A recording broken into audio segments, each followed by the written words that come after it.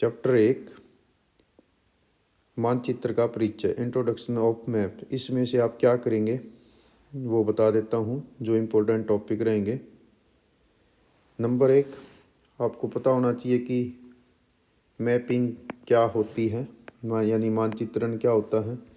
यानी पैमाने की सहायता से कागज पर लघु रूपों को उतारना, पृथ्वी की किसी सतह के या किसी भाग को। देन आपने ये ध्यान रखना है कि मैप जो शब्द है वो किस भाषा से लिया गया है। ये लैटिन शब्द है जो मैपा से लिया गया है, ये इम्पोर्टेंट रहेगा। देन थोड़ा बहुत आप ये पढ़ लीजिए। इसके साथ साथ नेक्स्ट है जो इम्पोर्टेंट हिस्सा है कि जो मैप होता है वो क्या करता है, वो 3 डायमेंशनल भूतल का 2 डायमेंशनल चित्रण करता है। यानी मैप जो है उस पर लंबाई और चौड़ाई 2 ही चीज़ होती हैं, जबकि हमारी जो पृथ्वी का आकार है वो जियोइड है, यानी वो 3 डायमेंशनल है। अब यहाँ पर इम्पोर्टेंट आता है आपके लिए कि मैप की डेफिनेशन आप क्या देंगे। निश्चित मापनी के अनुसार धरातल के किसी भाग के लक्षणों को समतल कागज पर रिप्रेजेंट करना मानचित्र कहलाता है। और इसी में ये इम्पोर्टेंट क्वेश्चन रहेगा कि मानचित्र के एसेंशियल जो होते हैं एलिमेंट्स कह लीजिए या तत्व कह लीजिए, अनिवार्य तत्व वे कौन से होते हैं। नंबर 1, मानचित्र का टाइटल। हर मैप के ऊपर एक टाइटल होता है कि वो मैप किस चीज़ को दिखा रहा है। जैसे मान लो भारत का जनसंख्या मानचित्र, तो ये इसका टाइटल हो गया। जैसे एशिया का भौतिक मानचित्र, ये इसका टाइटल हो गया। दूसरा होता है मैप स्केल। मैप स्केल का मतलब ज़मीन पर जो दूरी है वो कितनी है और मैप पर जो दूरी है वो कितनी है, किस रेशो से आपने दिखाया है, वो स्केल। देन आता है मानचित्र प्रक्षेप, यानी समतल कागज जो गोलाकार धरातल है उसको आपने समतल कागज पर कैसे रिप्रेजेंट किया, तो उसको बोलते हैं मैप प्रोजेक्शन। ये अलग अलग मेथड होते हैं, एक आपका चैप्टर भी आगे आएगा। देन आता है व्यापीकरण, जर्नलाइजेशन। जर्नलाइजेशन का मतलब होता है कि जो मैप है वो किस उद्देश्य से बनाया गया, उसका एक शब्द में आप बताइए। जैसे मान लो अपवा। अपवा का मतलब कि इस मैप में नदियाँ दिखाई गई हैं। ऊंचावच, यानी इस मैप में सतलाकृति दिखाई गई है। इसी प्रकार से सॉइल, वेजिटेशन, ट्रांसपोर्टेशन, जनसंख्या घनत्व, ऐसे कोई भी हो सकते हैं टॉपिक। तो इसको बोलते हैं जर्नलाइजेशन, यानी वो मैप किस चीज़ को रिप्रेजेंट कर रहा है। इसी प्रकार से नेक्स्ट आता है मानचित्र अभिकल्पना, मैप का डिजाइन। यानी उस मैप के ऊपर आपने जो संकेत हैं, इंडेक्स वगैरह हैं, या उसके आकार है, लिखावट है, कौन से रंग आपने यूज किए हैं, उस पर कौन से आपने कन्वेंशनल साइन यूज किए हैं, वो सारा इसमें आता है। देन आता है मानचित्र निर्माण और उत्पादन।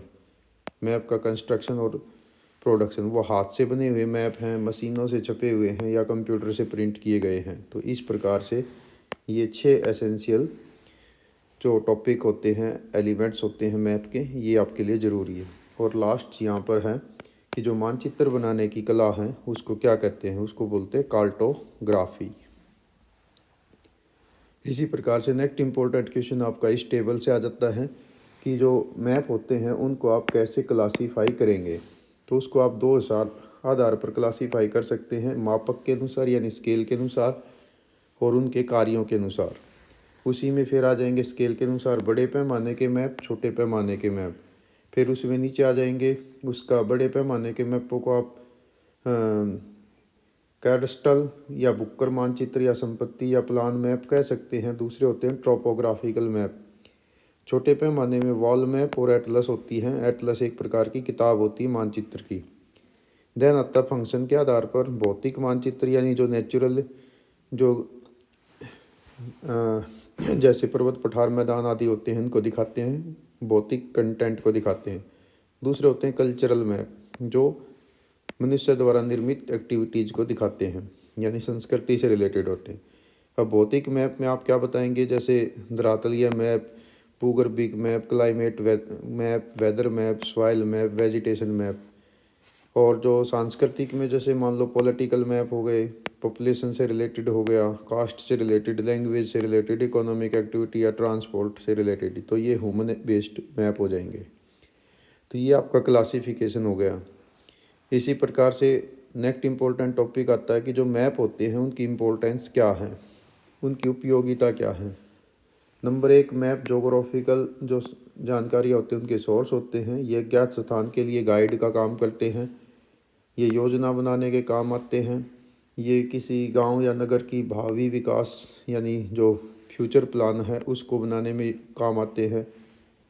और आर्मी में ये दूसरे जो सैनिक होते हैं या शत्रु होती हैं उनकी स्थिति का आकलन करने में ये महत्वपूर्ण भूमिका निभाते हैं।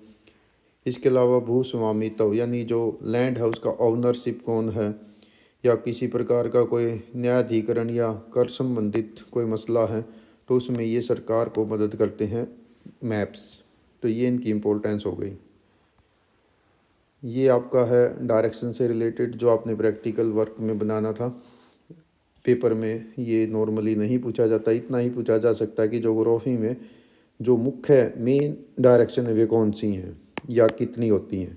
तो मेन डायरेक्शन होती हैं 4, ये ईस्ट, वेस्ट, नॉर्थ और साउथ, ये 4 हो गई। अगर टोटल डायरेक्शन पूछ लिया जाए कि टोटल डायरेक्शन कितनी है तो वो ये कुल मिलाकर 16 होती हैं। ये सभी आप काउंट कर लेंगे।